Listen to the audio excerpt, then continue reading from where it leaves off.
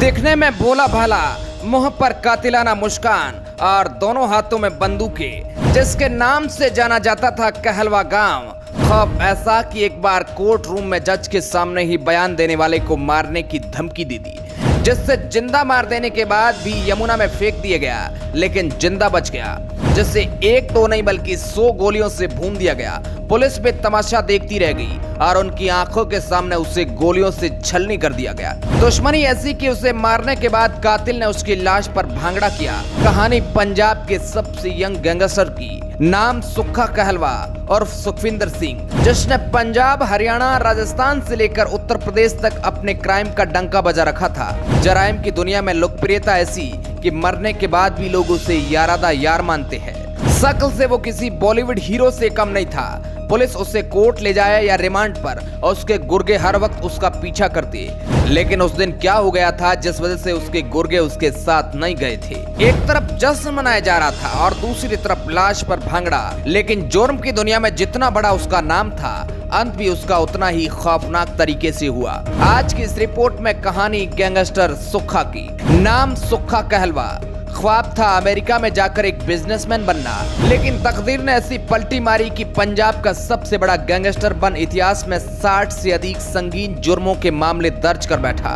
सुक्खा का पूरा नाम सुखविंदर सिंह कहलवा था और उसे पंजाब का सबसे खतरनाक शार्प शूटर माना जाता था। पंजाब के कपूरथला के कहलवा गांव में 21 जून 1987 को जन्मे सुखविंदर के माता पिता चाहते थे कि वह ठीक से पढ़ लिख ले ताकि पूरा परिवार अमेरिका जा सके, क्योंकि अमेरिका में पहले से ही उनके रिश्तेदार रह रहे थे। आखिर माँ बाप को वीजा मिल ही गया, लेकिन पढ़ाई के दौरान छोटे मोटे झगड़ों की वजह से कब वह अपराध की दुनिया में दाखिल हुआ कि उसके परिवार को भनक तक नहीं लगी। केवल 17 साल की उम्र में सुक्खा पर एक आपराधिक मामला दर्ज हो गया और सुक्खा का वीजा रुक गया। मतलब कि पुलिस वेरिफिकेशन में सुक्खा का पासपोर्ट नहीं बन पाया। अब सुक्खा बिना पासपोर्ट के अमेरिका नहीं जा सकता था। ये बात जब सुखविंदर के पिता को पता चली तो उनका सपना टूट गया और वह सुखविंदर को अपने भाई सोनू के साथ उसकी मौसी के यहाँ छोड़कर परिवार के साथ विदेश चले गए। थाने में लिखी उस झगड़े की इबारत ने सुक्खा की जिंदगी की पूरी कहानी बदल दी। पुलिस के उस मामूली केस ने सुक्खा की जिंदगी के तमाम कोमा और फुल स्टॉप बदल कर रख दिए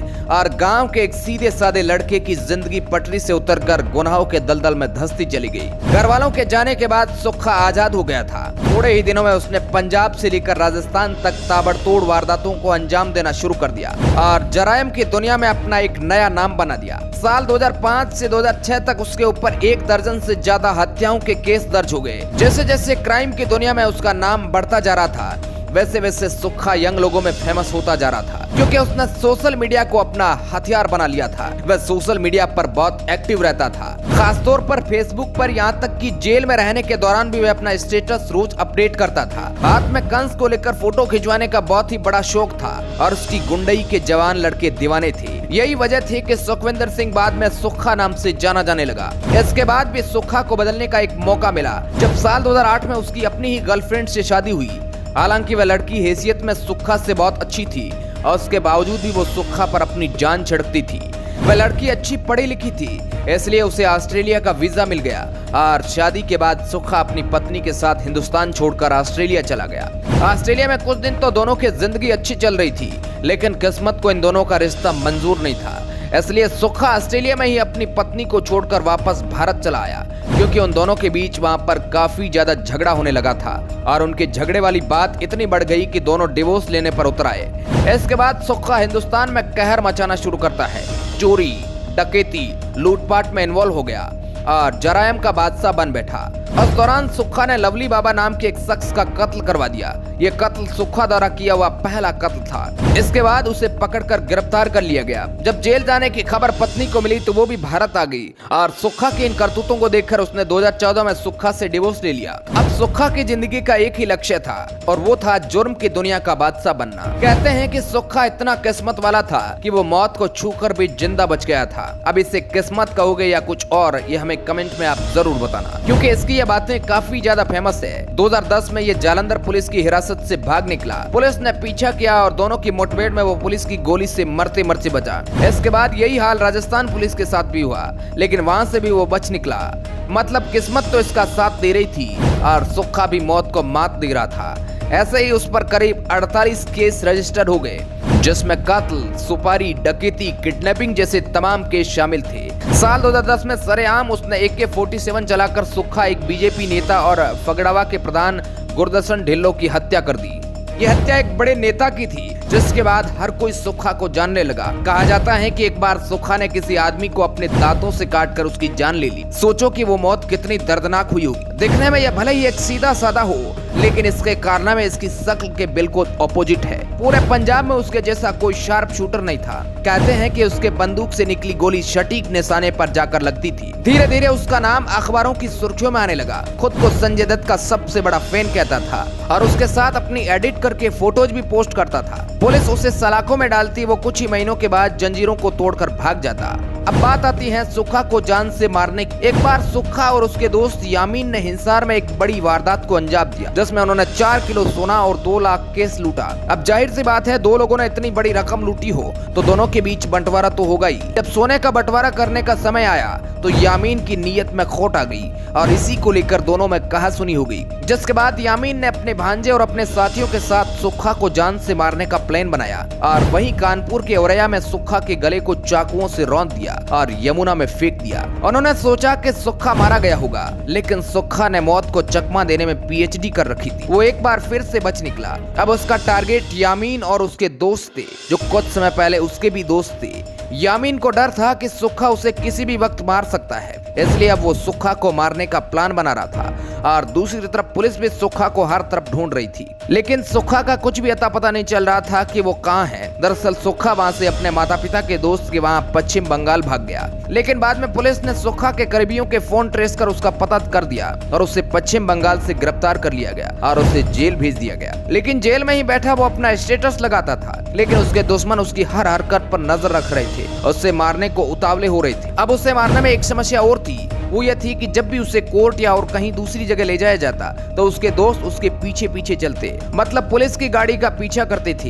एक बार जब उसने लवली को जान से मारा था, तब उस मर्डर की गवाही देने एक सोनू बाबा पहुंचा था। उस सोनू बाबा को सुक्खा ने कहा था कि तुम इस मैटर में मत पड़ो, लेकिन उसने ये बात नहीं सुनी और सुक्खा के खिलाफ कोर्ट में गवाही दे दी। तभी सुक्खा कोर्ट में तमाम जजों और वकीलों के सामने उसे धमकी दे देता है कि तुझे जान से मार दूंगा। ये बात सबको पता थी कि सुक्खा अगर कोई बात कह देता है तो उसे वह पूरा करे बिना नहीं रहता है, क्योंकि वह पहले बोलता है और बाद में उसे मारता है। अब सोनू को इस बात का डर था कि सुक्खा उसे मार देगा, इसलिए सोनू ने सुक्खा के दुश्मनों से दोस्ती की। और इस बीच एक नाम और आता है, विक्की गोंडर का। सोनू ने सुक्खा को मारने को विक्की को सुपारी दी और विक्की को यह डर लग रहा था कि उसे मारने के बाद उसका नाम और भी ज्यादा ऊंचा हो जाएगा, क्योंकि इस समय सुक्खा एक बड़ा गैंगस्टर बन चुका था और अगर ऐसे गैंगस्टर को विक्की मार देता तो विक्की का नाम भी सुर्खियों में आ जाएगा। आखिरकार सुक्खा को मारने की सुपारी कबूल हो गई और प्लान बनाना स्टार्ट हो गया। समय आया 21 जनवरी 2015 का। सुक्खा को उसी दिन पेशी के लिए नाभा की कोर्ट में ले जाया जाने वाला था और इसी दिन इत्तेफाक ऐसा था कि सुक्खा के दोस्तों को किसी साथी की शादी थी, जो हर बार सुक्खा की गाड़ी के पीछे जाते थे। वो सुक्खा को आज अकेले ही पुलिस की जीप में बैठकर कोर्ट के लिए ले जाया जाता है और उस समय उसके साथ 6 पुलिस वाले मौजूद थे। एक तरफ सुक्खा के दोस्तों की पार्टी चल रही थी और दूसरी तरफ सुक्खा के मर्डर की प्लानिंग चल रही थी। जैसे ही सुक्खा की पुलिस वैन फड़वाड़ा नेशनल हाईवे के इलाके के पास पहुंची तो वहां पर 2 SUV उसे बीच में ही रोक लेती है। उस SUV में से 1 दर्जन से ज्यादा बदमाश बाहर आते हैं और पुलिस वैन में बैठे सुक्खा पर ताबड़तोड़ फायरिंग कर देते हैं और तमाम पुलिस वालों को गन पॉइंट पर रख देते हैं। पुलिस केवल तमाशा देखती रह जाती है और वे बदमाश पुलिस के सामने सुक्खा के शरीर में करीब 60 से ज्यादा गोलियां उतार देते हैं और उसे मरने के बाद उसकी लाश पर वे सभी भंगड़ा भी करते हैं और फरार हो जाते हैं। कहते हैं कि उस समय वैन में सुक्खा के अलावा एक मुजरिम और भी था, लेकिन उसे कुछ नहीं होता है। जब यह बात फैलती है और उसके माँ बाप को इसका पता चलता है तो वे अमेरिका से फौरन इंडिया आते हैं और कहते हैं कि जब तक सुक्खा के हत्यारे गिरफ्तार नहीं होते तब तक सुक्खा का अंतिम संस्कार नहीं किया जाएगा। अगर उन्हें इंसाफ न मिला तो वे सड़कों पर उतरेंगे। ये बात कहलवा में सुक्खा कालवा के पिता सुदर्शन सिंह और माता हरजिंदर कौर व करीबी रिश्तेदारों ने कही। हरजिंदर कौर ने कहा कि सुक्खा का अक्सर फोन आता था और उसका वकील और सुक्खा जितना पैसा मांगते थे हम उससे उतना भेजते थे। सुक्खा ने फोन पर कहा था कि अब मुझे कोई खतरा नहीं है, जल्द घर आ जाऊंगा, लेकिन कड़ी सुरक्षा में सुक्खा को मारना पुलिस की साजिश है और उसकी मौत के बाद कोई भी प्रशासनिक अधिकारी उन्हें पूछने नहीं आया। इसके माँ बाप ये आरोप लगाते रहे और यह बात ऐसे ही खत्म हो गई। सुक्खा के मरने के बाद भी उसके फैंस की गिनती कम नहीं हुई और इस प्रकार सुक्खा का अंत हो गया। लेकिन कहते हैं ना कि जुर्म आखिर जुर्म होता है, जिसका अंत हमेशा दर्दनाक होता है। जुर्म में नाम चाहे कितना भी बड़ा हो, अंत उतना ही भयानक होता है। वैसे इस कहानी से आपको क्या सीख मिलती है, कमेंट के माध्यम से जरूर बताएं। Bureau report, R media network.